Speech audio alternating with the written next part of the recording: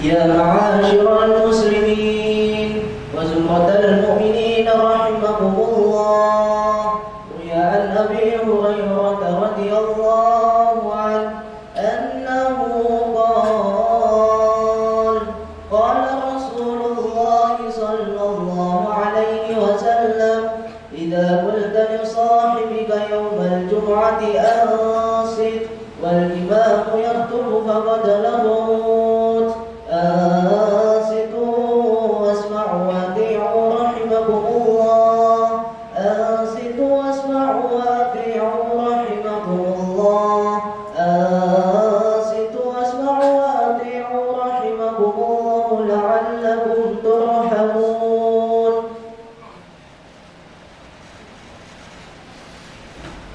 اللهم صل على محمد، اللهم صل على سيدنا محمد، اللهم صل على سيدنا ومولانا محمد.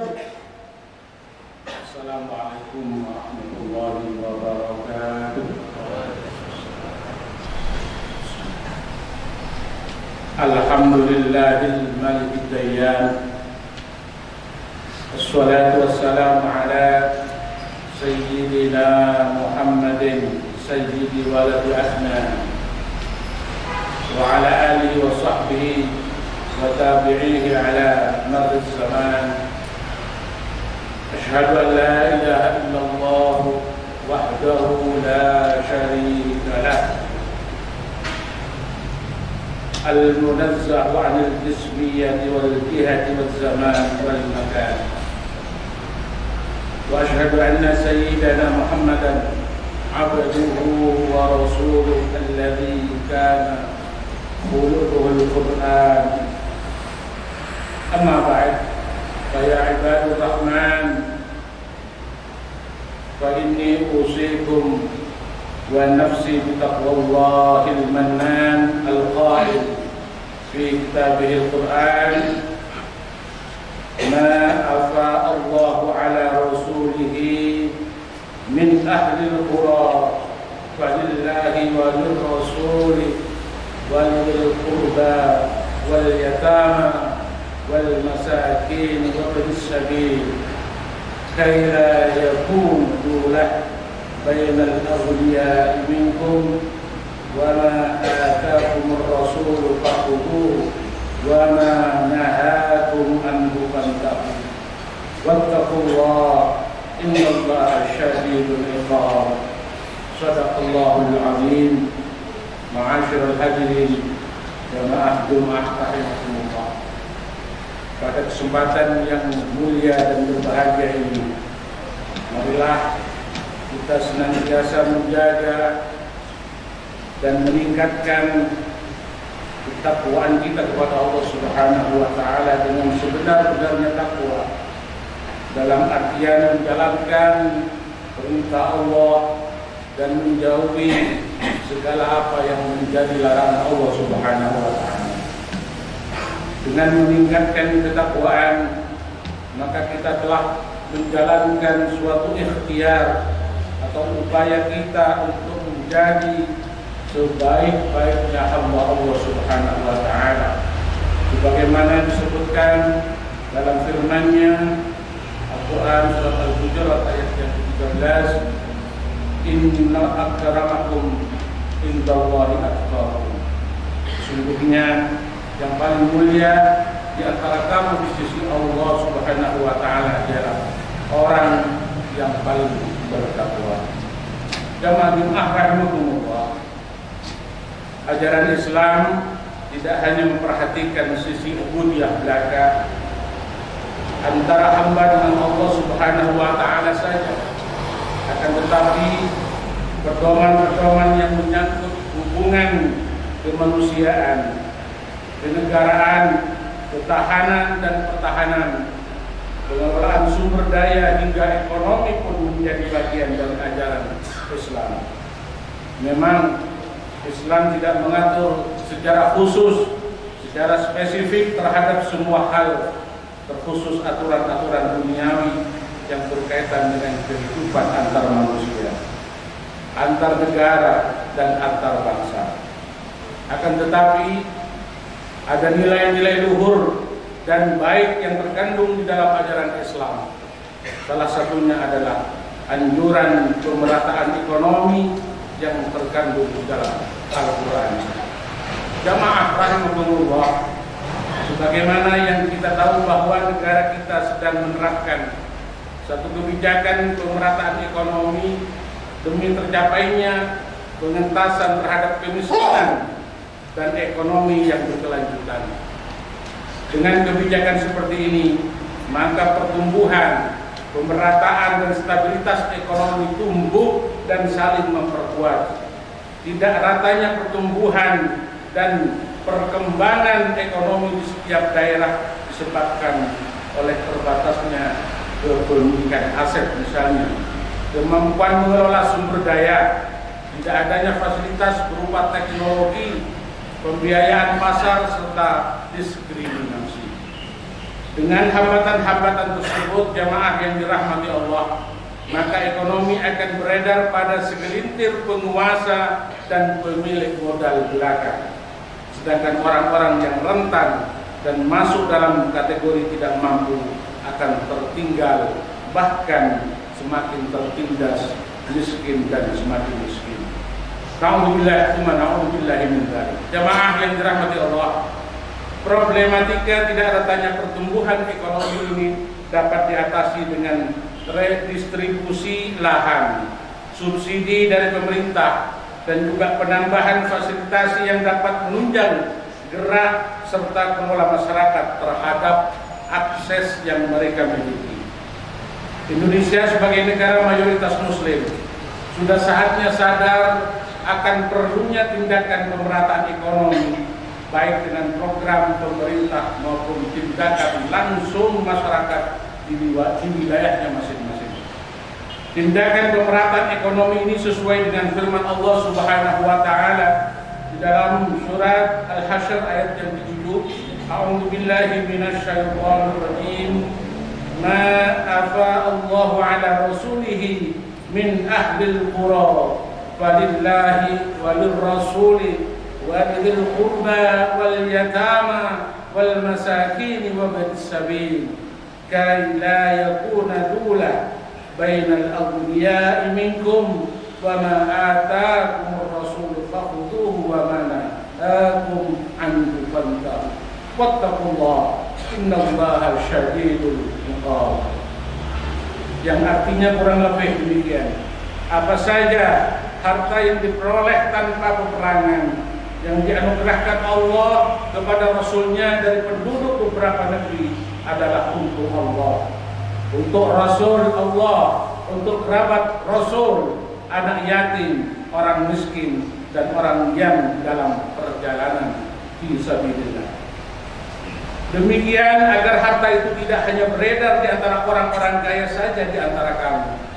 Apa yang diberikan Rasul kepadamu, terimalah. Apa yang dilarangnya bagimu, tinggalkan. Bertakwalah kepada Allah Subhanahu wa taala, sesungguhnya Allah sangat keras hukumannya. Jamaah rahmatullah. Syekh Wahbah Az-Zuhairi dalam tafsir Al-Munirnya menjelaskan bahwa ayat ini berkaitan dengan pembagian harta perang sesuai dengan ketentuannya. Pada ayat yang dibacakan tadi, Allah menjelaskan bahwa harta hasil perang harus dibagi menjadi 5 bagian. Yang pertama untuk Allah dan Rasulullah, yang kedua untuk Bani Hashim dan Bani Muthalib sebagai kerabat dekat Nabi, yang ketiga untuk anak yatim, yang keempat untuk orang-orang yang berstatus fisabilillah, dan yang kelima diatur untuk kebutuhan dan kemaslahatan umat muslimin. Jamaah salat Jumat yang dirahmati Allah Subhanahu wa taala. Syekh Wahbah menjelaskan bahwa tujuan ditetapkan pembagian harta sebagaimana disebut di dalam ayat tersebut adalah agar kekayaan tidak hanya dikuasai dan beredar di tengah-tengah kaum elit saja. Setiap kalangan berhak mendapatkan haknya, sehingga pemerataan ekonomi terjadi di tengah masyarakat.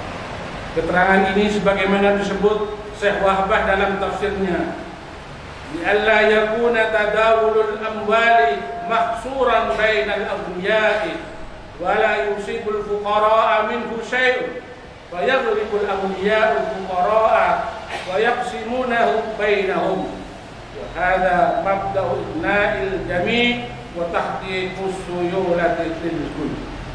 Yang artinya agar peredaran uang tidak hanya terbatas pada orang-orang kaya dan tidak mengenai kalangan yang tidak mampu, sehingga kalangan orang kaya mendominasi orang-orang miskin dan harta kekayaan beredar hanya di antara mereka yang kaya-kaya saja.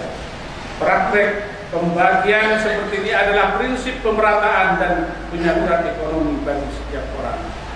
Jamaah Jumat rahimakumullah. Selain itu, anjuran pemerataan ekonomi dalam ayat yang telah dibacakan tadi juga diiringi dengan larangan terhadap penguasaan kekayaan oleh segelintir orang saja hingga terjadinya ketimpangan ekonomi yang harusnya dapat dinikmati oleh banyak orang. Syekh Wahbah berpendapat Islam menghapuskan kelas-kelas ekonomi dan penimbunan kekayaan di tangan sekelompok kecil individu serta pengharaman tindakan monopoli golongan terhadap aliran-aliran harta kepada banyak orang. Anjuran pemerataan ekonomi tidak hanya kita dapatkan di dalam Al-Quran, akan tetapi Rasulullah SAW melalui sabdanya melarang penguasaan harta yang seharusnya menjadi milik bersama. Beliau bersabda, al-muslimuna syuraka'u fi thalathin al-ma'i wal kala'i wan nar. Kaum muslim bersekutu dalam tiga hal, yakni air, rumput, dan api. Hadis riwayat Imam Ahmad. Dan riwayat serupa juga Nabi bersabda, salasun la yumna'nal ma'u wal kala'u wan nar. Tiga perkara yang tidak boleh dicegah kepemilikannya dari banyak orang, yakni air, rumput, dan api. Hadis riwayat Ibnu Majah. Hadis-hadis yang disebutkan tadi membuktikan bahwa Rasulullah melarang tindakan monopoli terhadap harta atau sumber daya yang dilakukan oleh segelintir kelompok manusia. Rasulullah hendak menegaskan bahwa pemerataan, kemanfaatan, dan ekonomi harus menyeluruh dan sampai kepada tiap orang-orang, tidak mengenal kasta, tidak mengenal siapapun orangnya. Oleh karenanya, jamaah Jumat yang dirahmati Allah Subhanahu wa Ta'ala, marilah kita senantiasa melakukan segala apa yang telah dianjurkan dan diajarkan oleh Islam melalui Kanjeng Nabi Muhammad sallallahu alaihi wasallam dalam pokok-pokok prinsip ekonomi Islam. Yang pertama, menjaga silaturahmi dan berkah rezeki. Yang kedua adalah prinsip pemerataan ekonomi Islam, yakni bagaimana agar kita itu meninggalkan sesuatu pengelolaan ekonomi yang monopoli, yang senantiasa mereka yang kaya seharusnya berbagi rata kepada yang tidak memiliki kemampuan atau kekayaan. Karena apa? Rasulullah Shallallahu Alaihi Wasallam menyampaikan di dalam sabdanya, la tazulu qadamai abdi yaumil qiyamah hatta yus'alu an arba'in, an umrihi fima afna, wa an jasadihi fima abla, wa an ilmihi madza amila fihi, wa an malihi min aina iktasabahu, wa fima anfaqahu. Ini terkait dengan apa yang telah disabdakan Rasulullah yang keempat, dari mana kita dapatkan rezeki itu, dari mana kita dapatkan harta yang kita miliki itu, dengan tujuan apa kita menumpuk dan memperbanyak harta itu. Kalau diniatkan untuk lillahi kalimatillah, fisabilillah, untuk berjuang di jalan Allah, insya Allah kita akan selamat. Akan tetapi monopoli ekonomi secara tidak benar, tidak diajarkan oleh Rasulullah Sallallahu Alaihi Wasallam, tentunya akan merusak diri kita sendiri, akan membawa diri kita ke dalam nerakanya Allah Subhanahu Wa Taala. Na'udzubillah, tsumma na'udzubillah min dzalik. Oleh karenanya kita harus muhasabah, kita harus menghitung-hitung diri dari mana apa yang telah kita dapatkan, rezeki rezeki yang telah kita dapatkan sedemikian banyaknya dibenarkan oleh agama atau tidak, dan dibelanjakan untuk apa, diinfakkan untuk jalan yang diridhoi oleh Allah atau tidak, itu semua hanya kita yang mengetahuinya. Dengan demikian, insya Allah Allah akan memberikan pertolongan kepada kita semua, dan kita akan pimpin terus di jalan yang diridhoinya. Mudah-mudahan kita semua diberikan keselamatan dunia akhirat oleh Allah Subhanahu wa taala. Amin. Amin ya mujibas sa'ilin. A'udzu billahi minasyaitonir rajim. Bismillahirrahmanirrahim. Wal 'asr innal insana lafi khusr illa alladhina amanu wa 'amilus salihati wa tawasaw bil haqq wa tawasaw bis sabr. Barakallahu li wa lakum fil Qur'anil 'azim wa nafa'ani wa iyyakum bima fihi min al-ayati wa dhikril hakim. Taqabbal minni wa minkum ya Rabbuhu innahu ghafurur rahim. Allahumma salli ala sayyidina Muhammad wa ala ali sayyidina wa maulana Muhammad.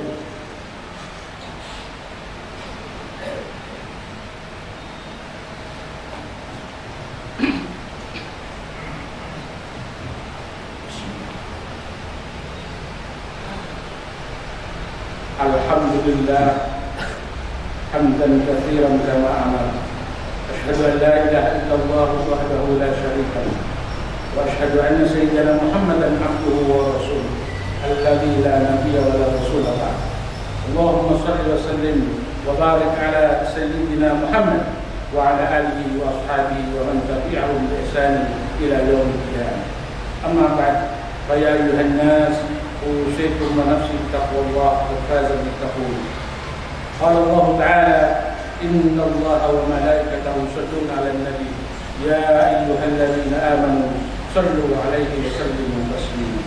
اللهم صل على سيدنا محمد وعلى آل سيدنا محمد كما صليت على سيدنا إبراهيم وعلى آل سيدنا إبراهيم وبارك على سيدنا محمد وعلى آل سيدنا محمد كما باركت على سيدنا إبراهيم وعلى آل سيدنا إبراهيم في العالمين إنك حميد مجيد. اللهم اغفر للمؤمنين والمؤمنات والمسلمين والمسلمات الأحياء منهم والأموات. اللهم ادفع عنا البلاء والوباء والحروب والزلازل والمحن وسوء الفتن والمحن ما ظهر منها وما بطن عن بلدنا إندونيسيا خاصة وسائر البلدان المسلمين عامة إنك على كل شيء قدير.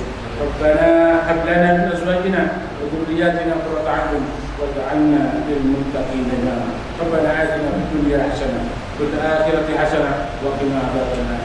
عباد الله إن الله يأمر بالعدل والإحسان وإيتاء ذي القربى وينهى عن الفحشاء والمنكر والبغي يعظكم لعلكم تذكرون. ولذكر الله أكبر. أقم الصلاة.